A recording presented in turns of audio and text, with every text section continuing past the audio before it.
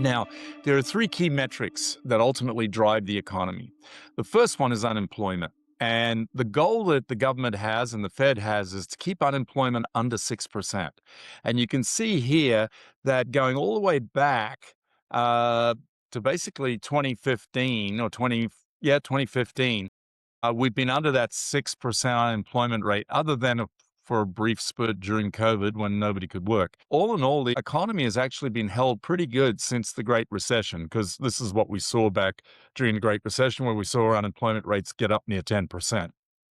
Now, if we look at what's happening monthly, you can see that there's been this sort of trend of going from the mid threes to now where we're near the mid fours.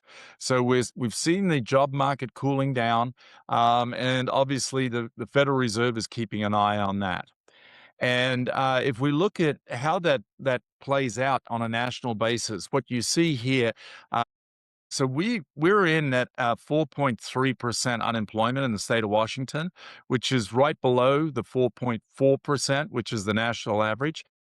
We dropped down into Oregon, and they're actually at 4.8, and California, Nevada is around 5 to 5.3% unemployment. So all in all, the employment situation in Washington bodes well for us. Now, the second key metric that the Fed and the government look at is what we call GDP, or gross domestic product. Now, the goal here is to have GDP growth of at least 2%. 2% is considered strong, healthy growth for our country. Anything above that, and basically it's champagne and cocaine, it's like, woo, party. And of course, what we know is negative growth is not a good thing. And in fact, by definition, any two consecutive quarters of negative growth is what we would call a recession. In fact, that is the definition of a recession. So you can see we had a recession back at the beginning of 2020. And of course, we know why, and that was COVID. Interestingly, the first two quarters of 2022, we saw negative GDP growth, and the government at the time said, well, that's not really a recession. I'm like, okay, that's your definition, so I find it hard. But we saw things slow down in the first half of 2022 when it came to gross domestic product.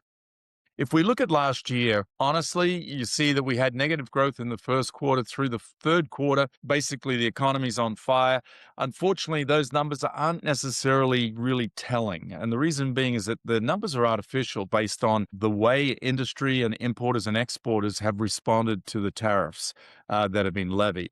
So we're just going to need to wait a little longer, I believe, to see, okay, what's actually happening with GDP in a real sense. Now, the third key metric is what we call inflation, and we measure that through the Consumer Price Index, or CPI. Now, the blue line here represents CPI, or the Consumer Price Index, and the gold line is what we call core CPI.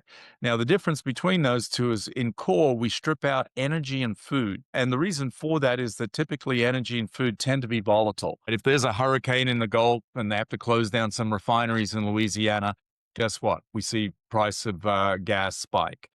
If there's a flood in the San Joaquin Valley in California, boom, all of a sudden strawberries and lettuce are more expensive, right? So they strip that out to try and get a better sense of it. And you can see that we've done a fairly good job over the years of maintaining that low inflation rate. We saw it peak back in 06, 07, which of course was right before the market crashed in 08, and you saw what happened there to inflation. Now, if you go fast forward to 2020, of course, we went into COVID, and then we came roaring back. And that was why the Federal Reserve raised the rates on the federal funds rate from basically 0 to 5.25 to 5.5 in less than a year. And it was to get a handle on that massive growth of inflation. Thanks so much for watching. Please subscribe and join us as we continue to build careers worth having, businesses worth owning, and lives worth living.